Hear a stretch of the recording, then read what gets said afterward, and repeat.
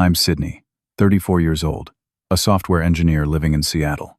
My life seems perfect from the outside, but family relationships can be complicated.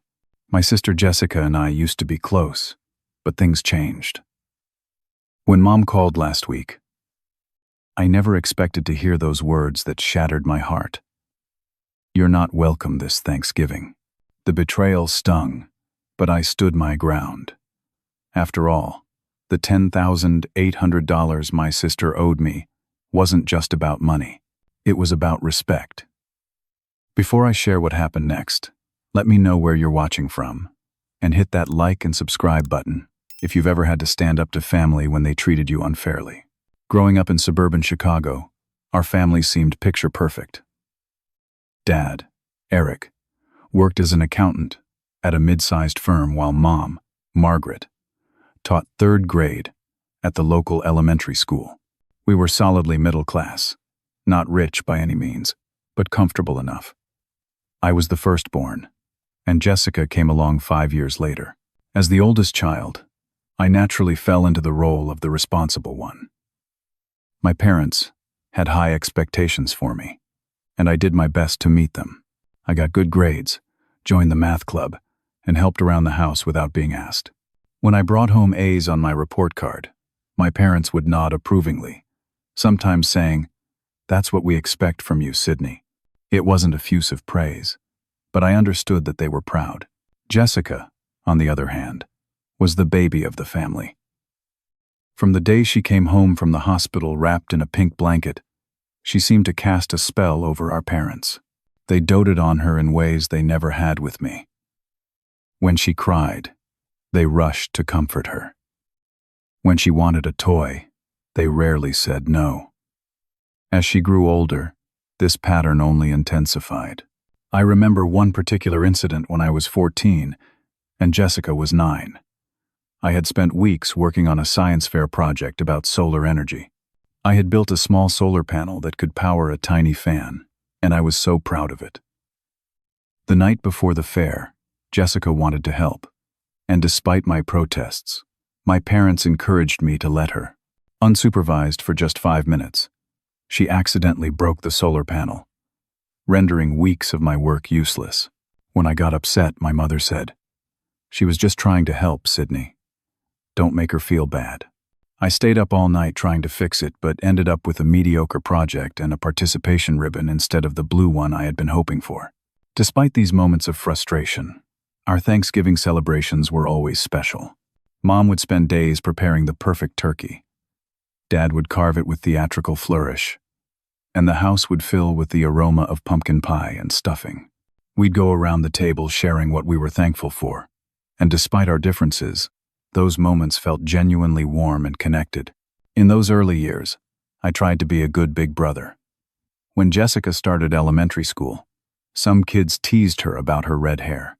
I walked her to school for weeks, making sure those kids saw that she had someone looking out for her. The teasing stopped, and Jessica looked at me with admiration that made my chest swell with pride. Those were the good days, when the age gap between us meant I could be her protector and guide. But as Jessica entered her teenage years, something shifted. The sweet little sister who once followed me around began to change. She became argumentative, not just with me but with our parents too. Yet somehow the rules seemed different for her. When I had been 16 and missed curfew by 15 minutes, I was grounded for a week. When Jessica did the same at her age, Mom said, "She's just being a normal teenager, Eric. Remember how we were at that age?" Despite the growing differences in how we were treated, I tried to maintain a relationship with my sister.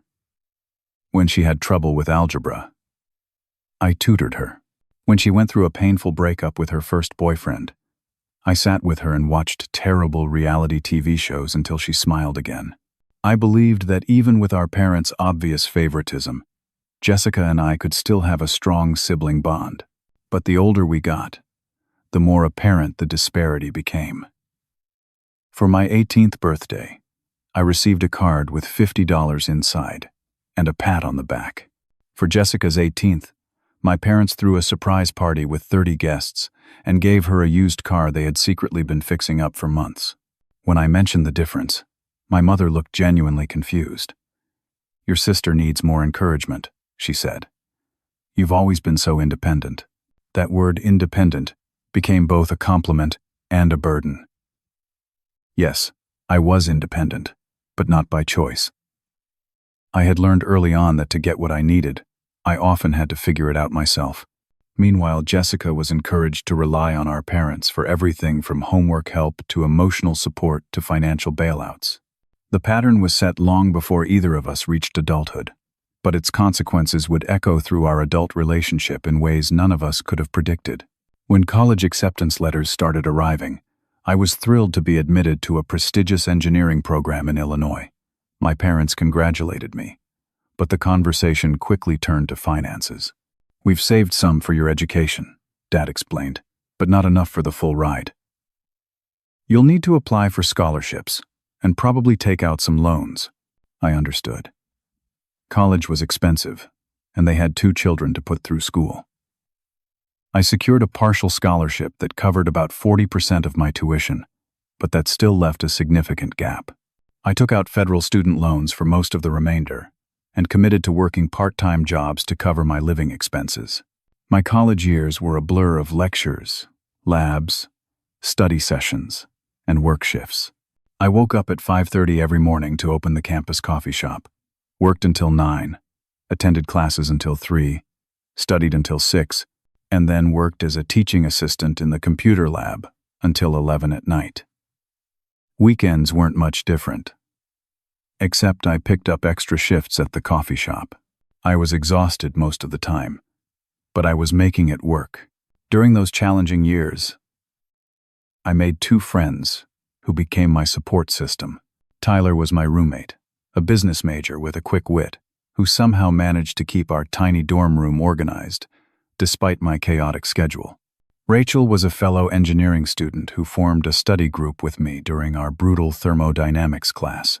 The 3 of us bonded over cheap pizza, late-night study sessions, and the shared experience of working our way through college. The coffee shop job wasn't glamorous, but it taught me a lot.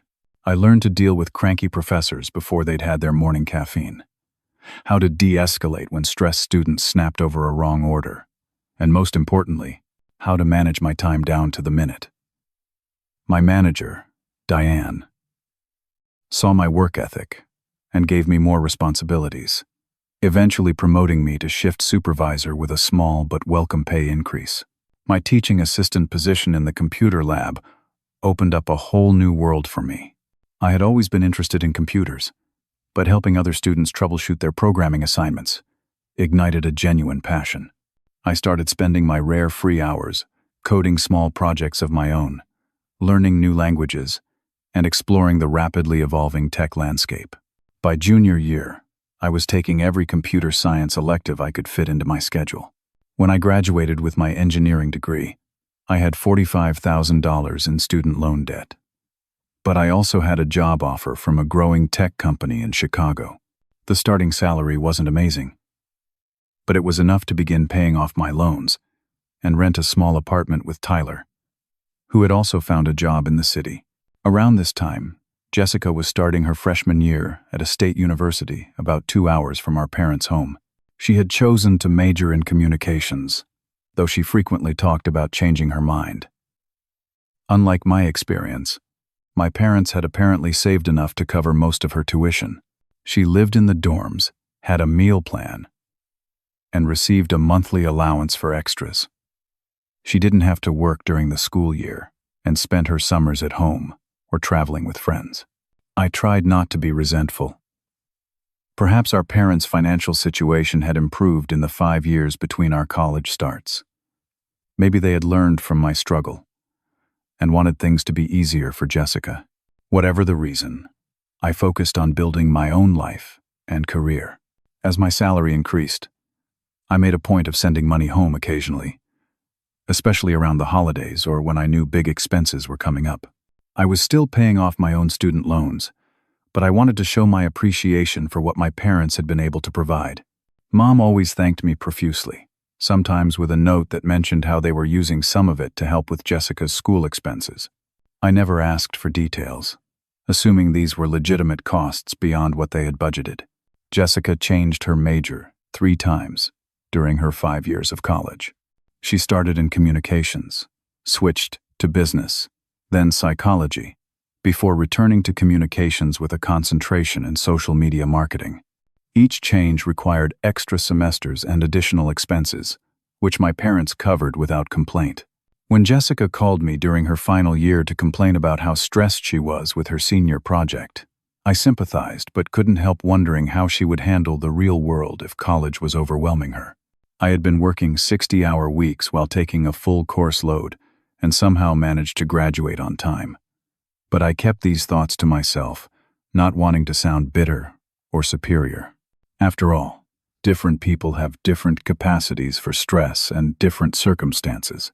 Still, as I continued to pay off my loans month by month while hearing about Jessica's spring break trips and new laptop, a graduation gift from our parents, I couldn't shake the feeling that we were being prepared for very different adult lives.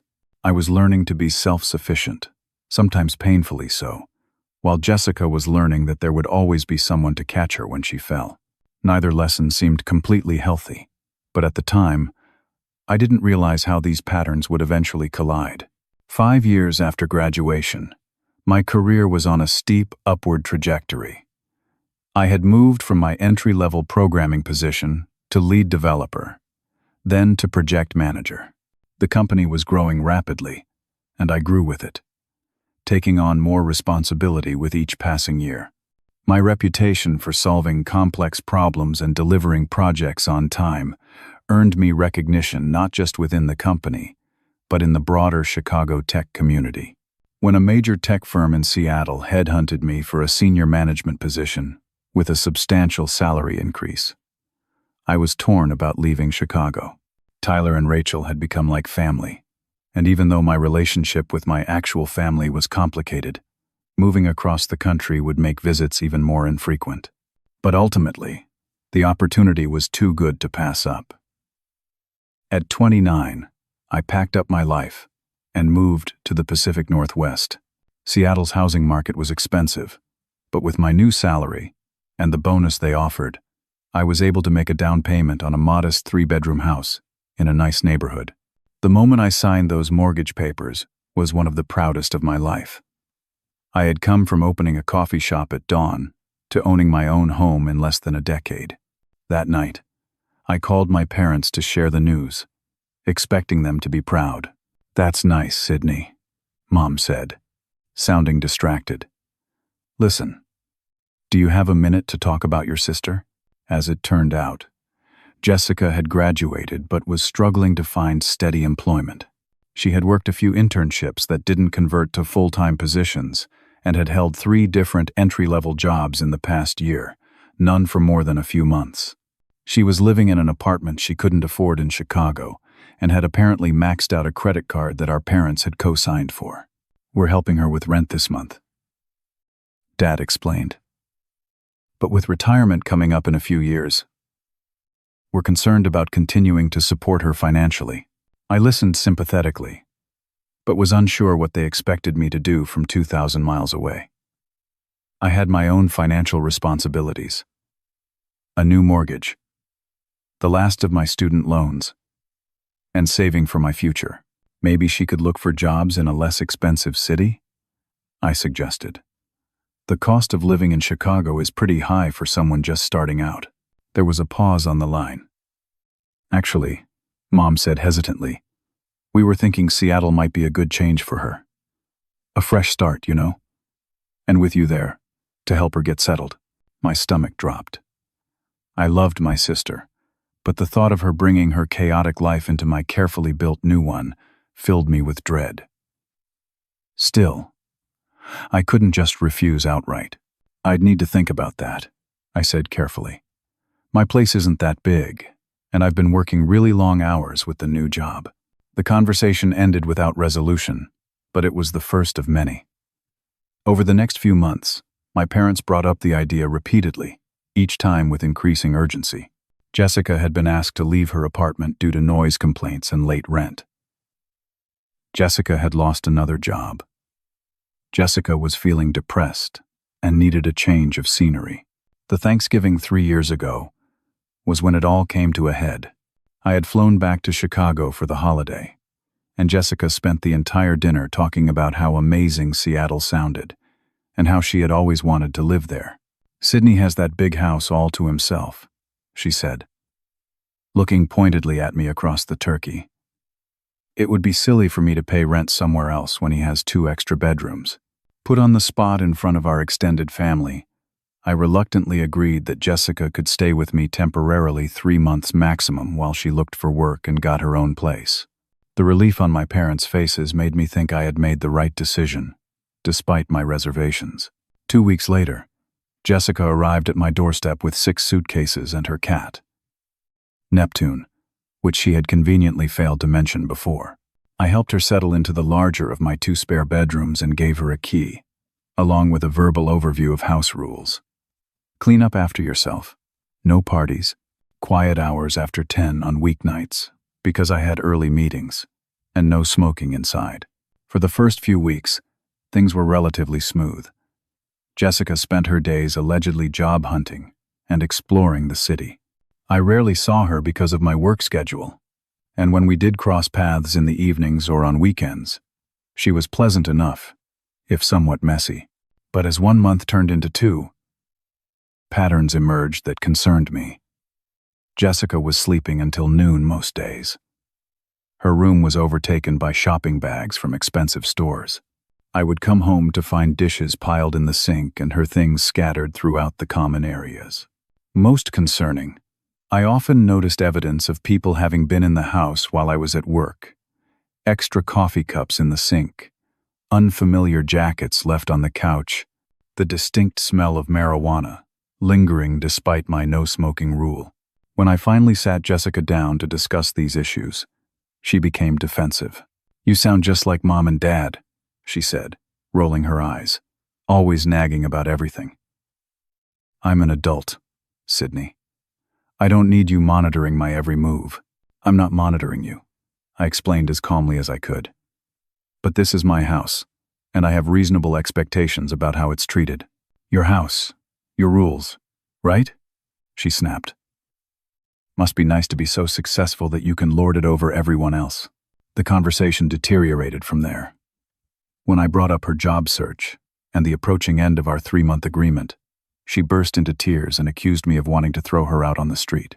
Later that evening, my phone exploded with text messages from our parents, asking why I was pressuring Jessica when she was clearly trying her best. It became clear that Jessica was telling our parents a very different version of what was happening in Seattle. According to her narrative, she was diligently job hunting but facing rejection after rejection, while I was being cold and unwelcoming, resenting her presence in my perfect life. The reality couldn't have been more different. I was working 12-hour days, coming home exhausted, and finding my personal space increasingly invaded. Meanwhile, Jessica's social media showed her at restaurants, clubs, and tourist attractions around Seattle during the same hours she claimed to be at job interviews. When I tried to discuss this discrepancy with our parents, they accused me of spying on my sister and being unsupportive during her difficult transition. That was when I realized that no matter what happened, in my family's eyes, I would always be the villain in Jessica's story. The golden child could do no wrong, and the responsible one could never be quite good enough. 3.5 months after Jessica moved in, 2 weeks past our agreed deadline, she finally found a job at an upscale clothing retailer at the mall. The position was part-time with the potential to become full-time, and while the pay wasn't great, it was a start. I was relieved and hopeful that this might be the beginning of her taking more responsibility. With this development, we needed to revisit our living arrangement. I sat Jessica down one Sunday morning with a cup of coffee and a spreadsheet I had prepared.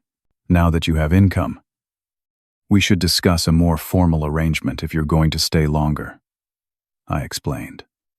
"I've calculated a fair rent based on the Seattle market and the size of your room. $600 a month would cover your share of the mortgage, plus utilities." Jessica balked at first, claiming she couldn't possibly afford that on her retail salary. I reminded her that she would be paying at least twice that amount for even the smallest studio apartment in Seattle, not to mention additional costs for utilities and internet. Fine, she eventually agreed, though not without making me feel like I was being unreasonable for asking my own sister to contribute to household expenses. We established a system where Jessica would transfer her share of the rent on the first of each month, plus an estimated amount for utilities, which I would adjust based on actual usage. I created a detailed spreadsheet that tracked all expenses and sent her monthly email updates showing exactly what she owed and why. The first 2 months under this new arrangement went relatively smoothly. Jessica paid her share on time and even seemed to be taking more care with cleaning up after herself. She had been given more hours at the store and mentioned that a supervisor position might open up soon. I began to think that perhaps this arrangement could work after all. By the 3rd month, however, things began to unravel. Jessica's payment came 3 days late, accompanied by a text apologizing and citing an unexpected car repair. I was understanding these things happen. The 4th month, the payment was a week late because she had forgotten until I reminded her. By the 5th month, I had to ask multiple times before the money appeared in my account. Nearly 2 weeks past due. Around this same time, I noticed our utility bills were increasing significantly. The electric bill had nearly doubled, and the water bill was up by almost 40%. Given that I was barely home except to sleep and shower, this spike made no sense to me. I checked for leaks and made sure we weren't running the heat unnecessarily, but found no obvious explanations. The mystery was solved one Friday when I came home from work early with a migraine. As I pulled into the driveway, I noticed 3 unfamiliar cars parked on our street. Inside my house, I found Jessica and 4 friends lounging in the living room, music blasting, with every light in the house on. The dishwasher was running, someone was taking a shower upstairs, and another person was doing laundry. "What's going on here?" I asked, my head pounding.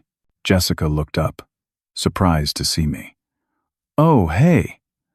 These are just some friends from work. We were going to go out later. How often do you have people over like this while I'm at work?" I asked. Jessica shrugged. "Sometimes." "What's the big deal?" The big deal, as I explained once her friends had awkwardly gathered their things and left, was that having multiple people using water, electricity, and other utilities on a daily basis was significantly increasing our bills. Bills that I was largely covering since Jessica only paid a flat estimated rate. "Well, I can't exactly never have friends over," she argued. "That's not fair. Having friends over occasionally is fine," I clarified. Having what amounts to roommates who don't contribute financially is not.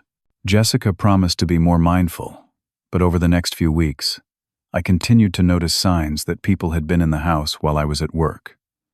Wet towels in the bathroom, food missing from the refrigerator. The heat turned up to 75 degrees in the middle of winter. When I confronted Jessica again, she denied having people over regularly and accused me of being paranoid and controlling. Our arguments became more frequent and more heated. Meanwhile, her monthly payments continued to arrive later and later, always accompanied by elaborate excuses. I began documenting everything. I installed a security camera at the front door, with Jessica's knowledge, for safety reasons, which incidentally showed a parade of visitors coming and going during my work hours. I kept meticulous records of all financial transactions and utility usage. And most importantly, I tracked the mounting debt as Jessica fell further behind on her payments. By the 18-month mark of our cohabitation, Jessica owed me $10,800 in back rent and utilities. Each month, I sent her an updated statement showing the growing balance, which she would acknowledge with vague promises to catch up soon or pay extra next month. Those promises never materialized. The situation came to a breaking point when I received an alert from my credit card company about an unusual charge. Someone had attempted to use my card to make an online purchase of over $1,000 at a luxury handbag retailer. I immediately froze the card and began investigating. The awful truth dawned on me when I found my credit card statement in the recycling bin rather than in the locked drawer of my desk where I kept all financial documents. Several smaller charges I hadn't made appeared on the statement: restaurants, clothing stores, beauty products, all in the $400 to $600 range, just under the threshold that might trigger a fraud alert. When I confronted Jessica, showing her the statement with the unauthorized charges circled in red, she broke down. She admitted to borrowing my credit card information, insisting that she had planned to pay it all back before I noticed. She begged me not to go to the police, promising that she would repay everything immediately. With what money, Jessica? I asked, my voice hollow with betrayal.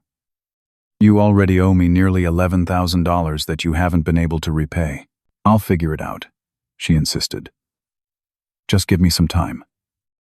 Please, Sydney. You can't kick me out. I have nowhere else to go. That night, I sent Jessica a formal email. It listed the total amount she owed me, including the unauthorized credit card charges. It stated in clear terms that our living arrangement was terminated and that she had 30 days to find new accommodations.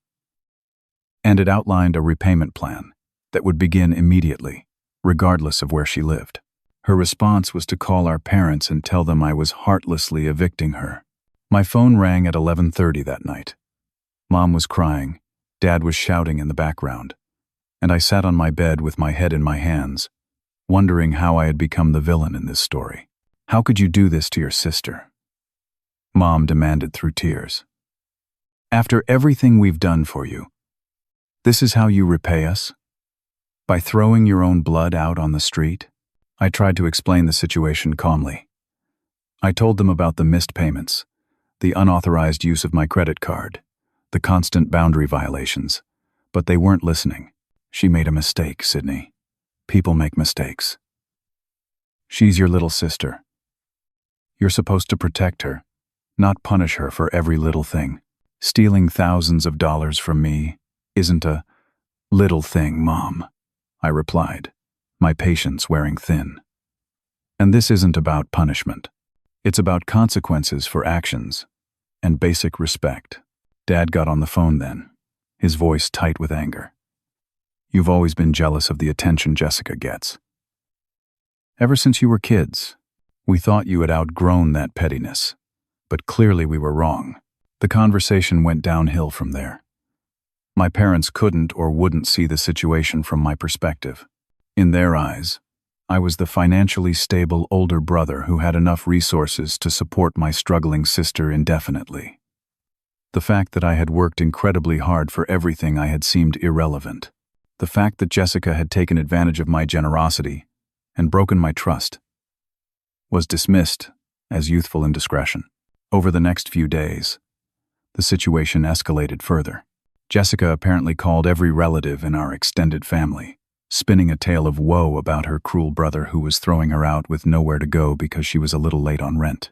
Aunts, uncles, and cousins I rarely spoke to began sending me text messages and social media comments, expressing their disappointment in me. My Aunt Linda, Mom's older sister, wrote a particularly scathing email about how family should always come first and how ashamed my grandparents would be of my behavior. This hurt especially deeply, as I had been close to my grandfather before he passed away, and I believed he would have understood my position better than anyone. A week after the initial confrontation, my parents organized a family Zoom call to discuss the situation. What they actually wanted, it became clear, was for the entire family to gang up on me and pressure me into letting Jessica stay.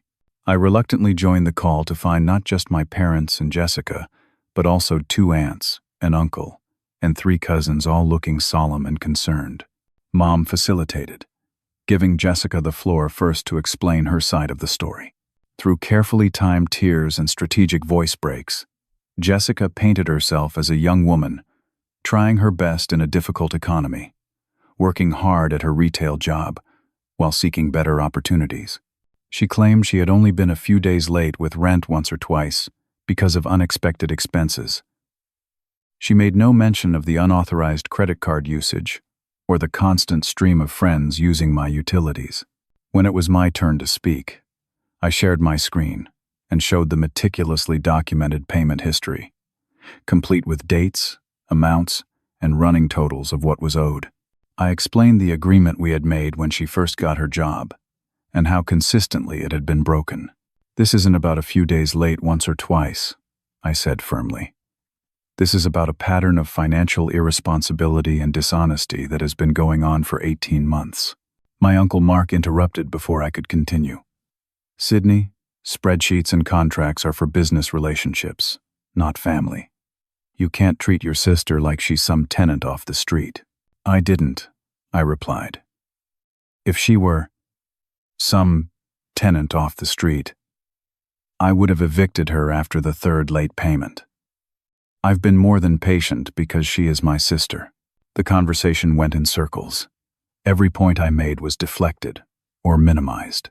When I brought up the unauthorized credit card charges, Jessica tearfully admitted to borrowing the card for emergency expenses and promised to pay it back, which our family seemed to accept as reasonable.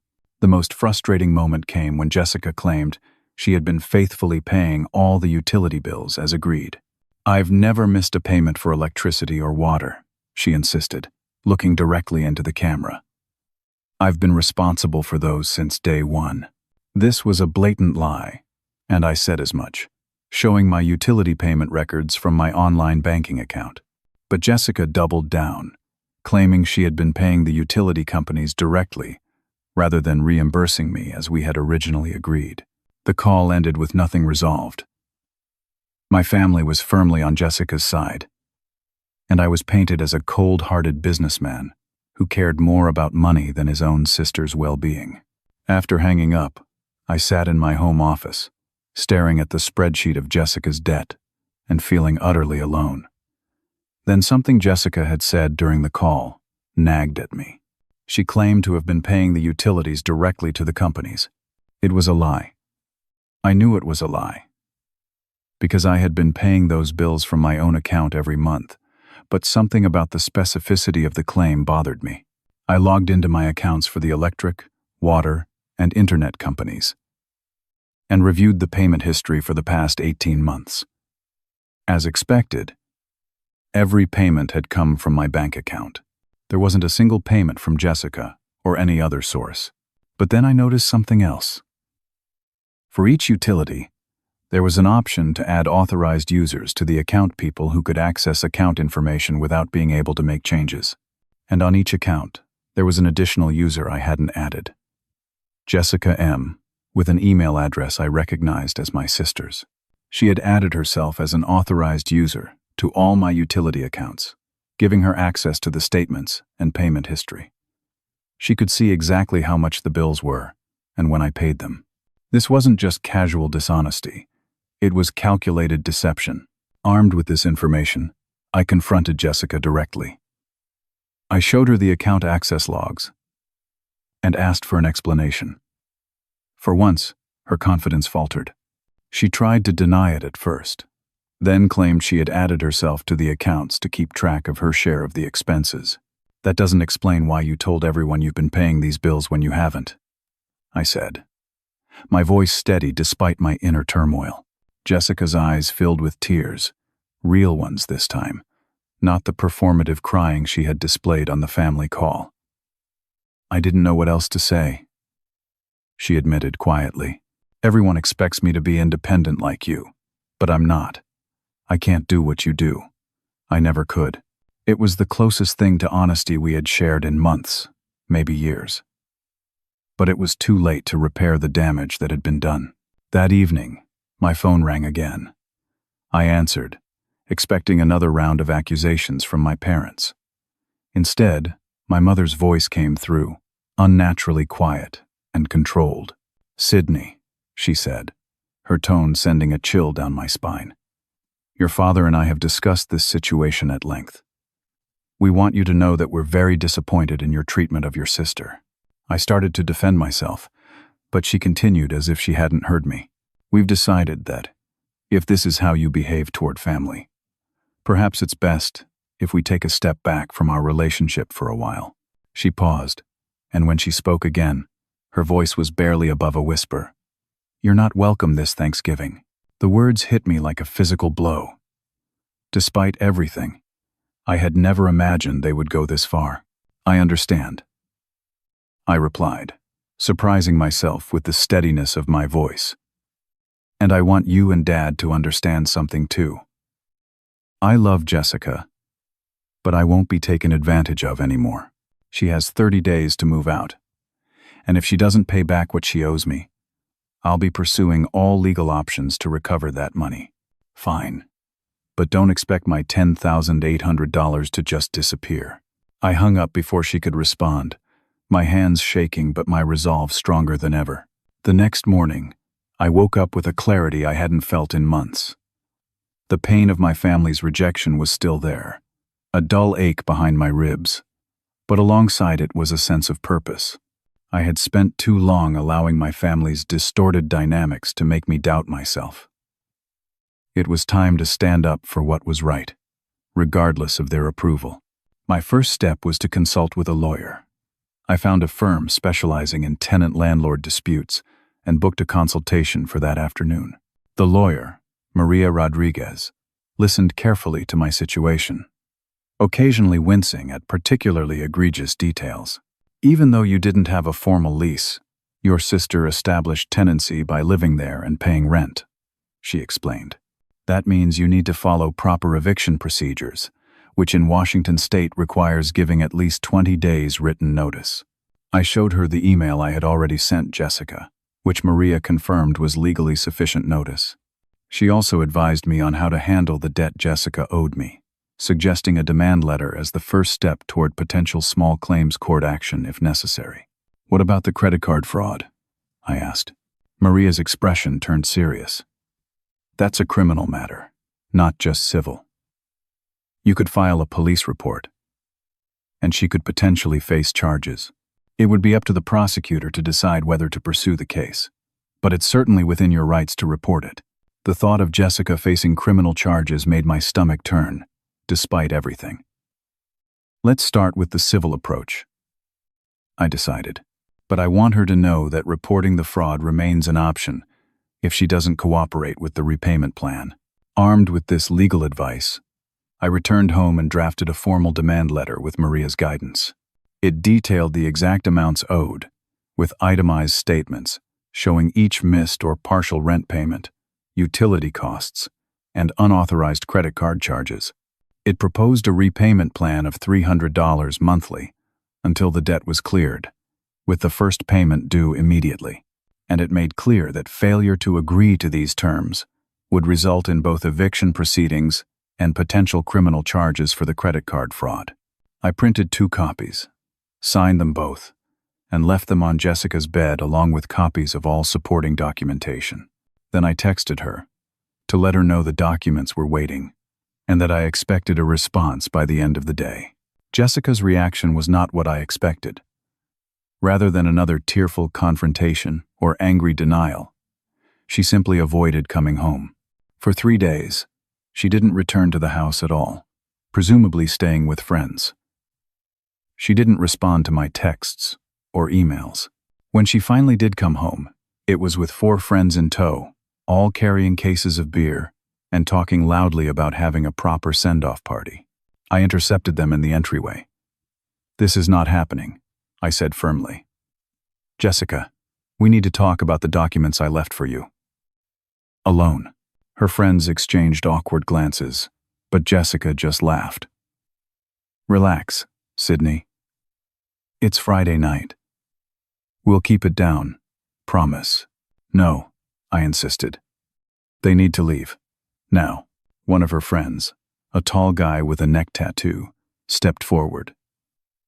"Dude, chill out. It's her house too."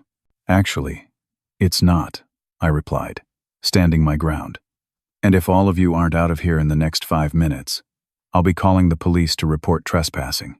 Something in my tone must have conveyed my seriousness, because the friends began to shuffle back toward the door, muttering about uptight brothers and buzzkills. Jessica glared at me, but didn't try to stop them from leaving. Once we were alone, I pointed to the kitchen table where I had placed another copy of the demand letter. "We need to discuss this." "There's nothing to discuss," Jessica snapped. "I don't have the money. You know I don't have the money. This is just you being petty." and trying to control me like always. "This isn't about control," I said, keeping my voice level. "This is about accountability. You lived here, used my utilities, took my money without permission, and now you need to take responsibility for that." "Or what?"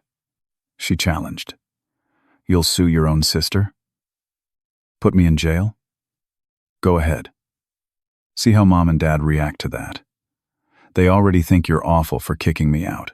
Imagine what they'll say when you take me to court."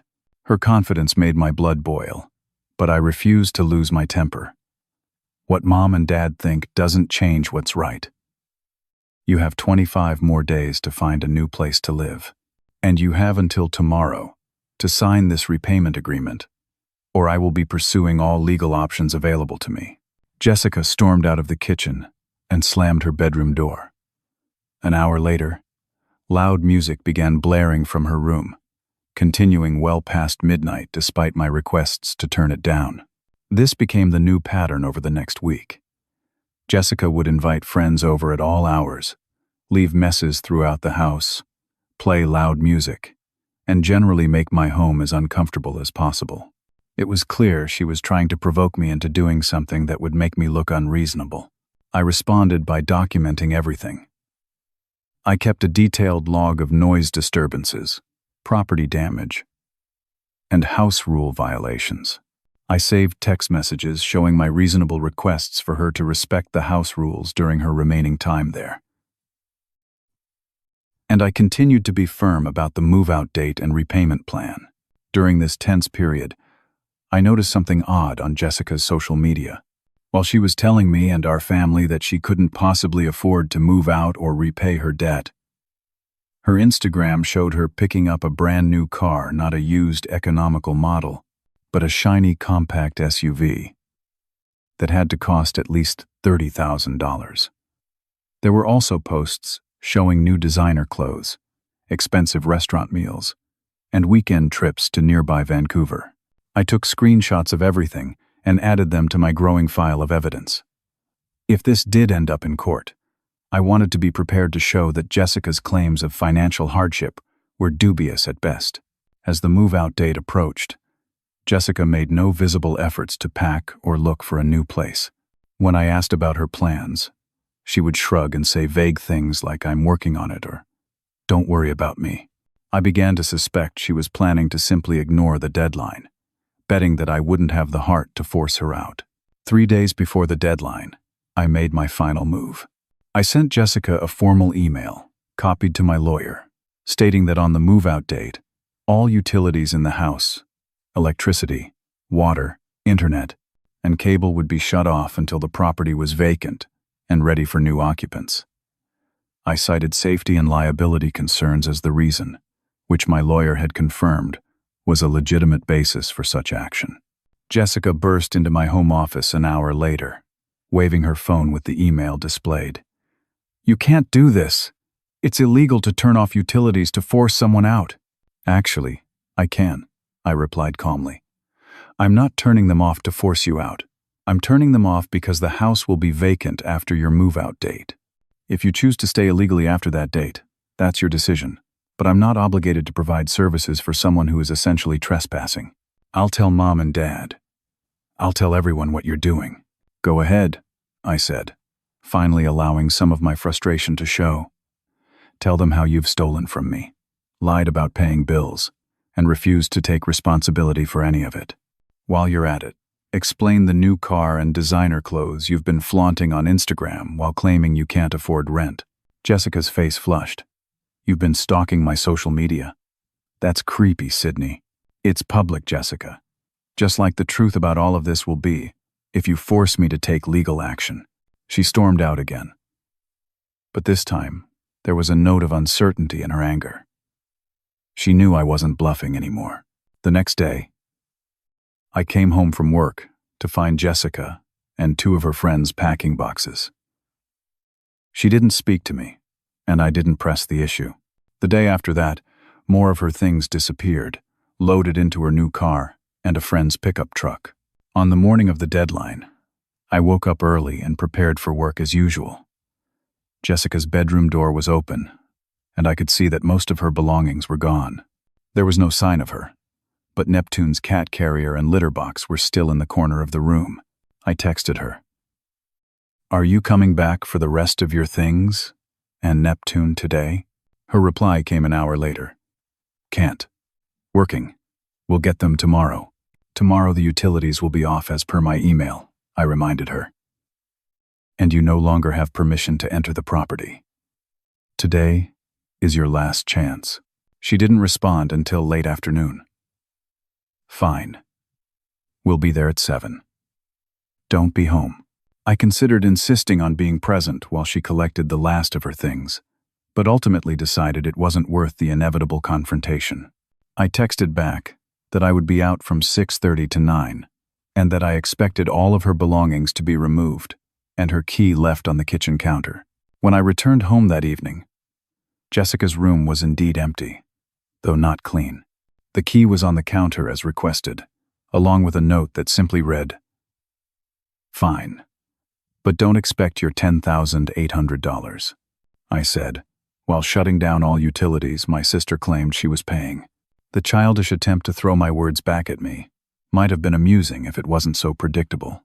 I folded the note and added it to my file of documentation, then called the utility companies to proceed with the scheduled service suspensions.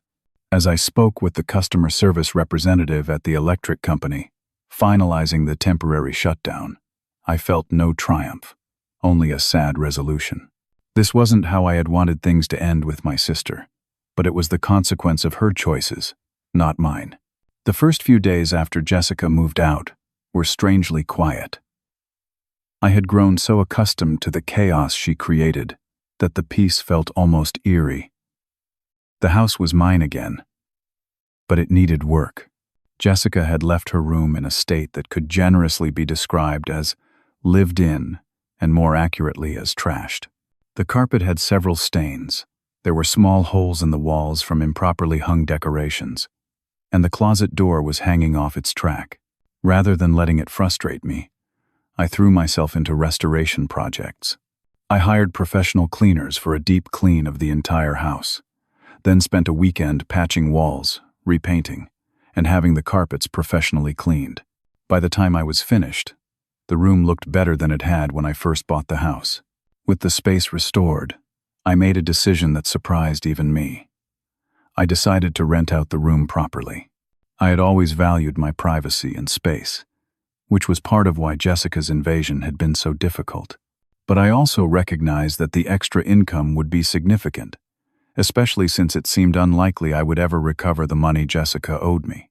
I worked with a local rental agency to create a proper lease agreement, complete with credit checks and references for potential tenants. After interviewing several candidates, I found Brian, a 32-year-old IT specialist who had recently relocated to Seattle for work. He was quiet, responsible, and most importantly, willing to sign a detailed lease that specified exactly what he was responsible for financially and behaviorally. The irony wasn't lost on me that I had replaced my sister, who couldn't abide by the most basic household rules, with a complete stranger who respectfully maintained clear boundaries. Brian paid his rent on time, cleaned up after himself, and gave me advance notice when he occasionally had friends over. We weren't close friends, but we developed a cordial relationship based on mutual respect for each other's space and property. As Thanksgiving approached, the first one from which I had been explicitly uninvited by my family, I felt a mix of emotions. There was sadness, certainly, at the fracture in my family relationships, but there was also a surprising sense of relief. For years, family gatherings had been exercises in walking on eggshells, watching Jessica be praised for the smallest accomplishments, while my achievements were taken for granted. There was a certain freedom in being released from that dynamic, painful as the process had been. Tyler, who had remained my close friend despite the distance between Chicago and Seattle, suggested I host a Friendsgiving instead. Chosen family can be more supportive than blood sometimes, he pointed out. He offered to fly out, and Rachel, who had coincidentally moved to Portland for work the previous year, said she would drive up as well. The Friendsgiving dinner turned out to be one of the warmest holiday celebrations I had experienced in years. Tyler, Rachel, Brian, and 3 of my colleagues from work gathered around my dining room table, each bringing a dish that represented something meaningful to them. We shared stories, laughed, and enjoyed each other's company without the undercurrent of tension I had come to associate with family gatherings. As we were cleaning up after dinner, my phone pinged with a text from my Aunt Linda, the same aunt who had sent the scathing email about how disappointed my grandparents would be. The message was brief. Heard from your mom that Jessica moved back home. Not working again. Hope you're well. I didn't respond immediately, but the news settled like a weight in my stomach. It was exactly what I had predicted would happen. Rather than using her fresh start to become truly independent, Jessica had simply found a new safety net in our parents. 2 weeks later, I received an unexpected email from my cousin David, Aunt Linda's son. He and I had been close as children, but had drifted apart in adulthood. The message was surprisingly supportive. Hey Sydney, I wanted to reach out and say that not everyone in the family thinks you're the bad guy in this situation. Jessica's been staying with Mom and Dad for the past week while your parents are setting up her room. And let's just say her version of events doesn't add up. If you ever want to talk, I'm here. No judgment. It was the first indication that perhaps the family narrative wasn't as unified as it had seemed. Over the next few months, I received similar messages from other extended family members who had begun to see through Jessica's carefully constructed victim story. The most unexpected visitor arrived in February. I opened my door one Saturday morning to find Aunt Elizabeth, my father's sister, standing on my porch with a small suitcase. I'm in town for a conference, she explained, and I thought perhaps we could have dinner and talk. That evening over pasta at a local Italian restaurant, Elizabeth apologized for judging me without hearing my side of the story.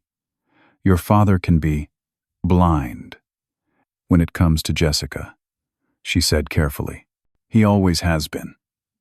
It doesn't make him a bad person, just a flawed one, like we all are. She shared that Jessica was indeed living with my parents again, and had been for several months. She wasn't working, claiming that the Seattle experience had been too traumatic and she needed time to recover. My parents, approaching retirement age, were now supporting her entirely while also paying off the loan for her new car, which she had apparently been unable to afford on her own. They won't say it, but I know they're struggling financially, Elizabeth confided. Your father's talking about postponing retirement now. I felt a complex mix of emotions at this news. Part of me wanted to say I told you so, while another part ached for my parents, who were now facing the consequences of the enabling behavior they had practiced for decades. But mostly, I felt grateful for my own hard-won independence and the healthy boundaries I had finally established.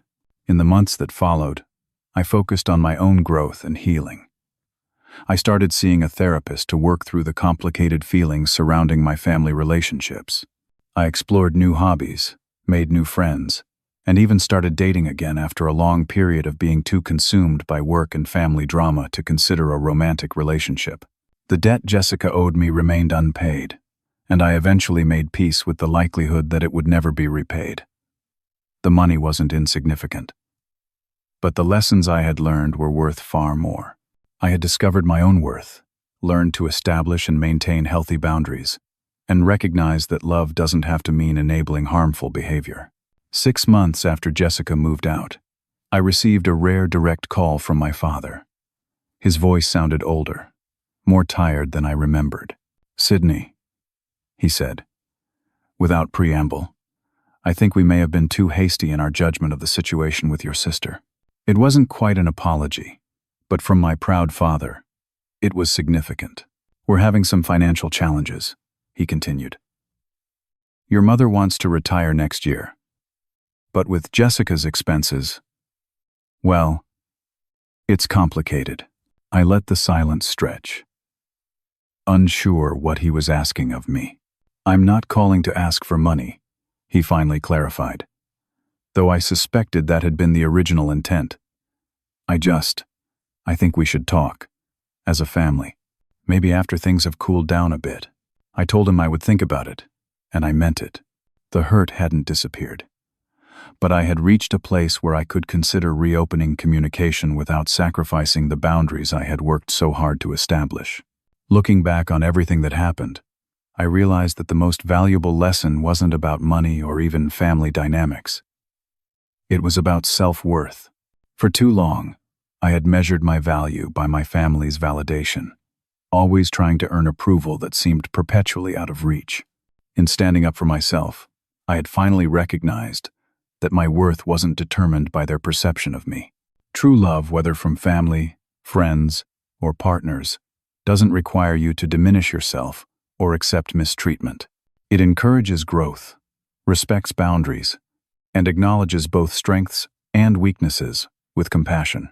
The people in my life now, Brian, Tyler, Rachel, and others, demonstrated that kind of love, and it was healing wounds I hadn't even fully acknowledged.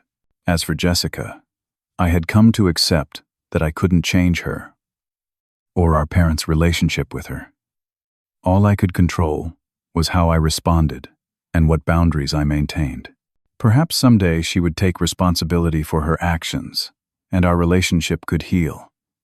Until then, I would continue building a life defined by my own values rather than family expectations.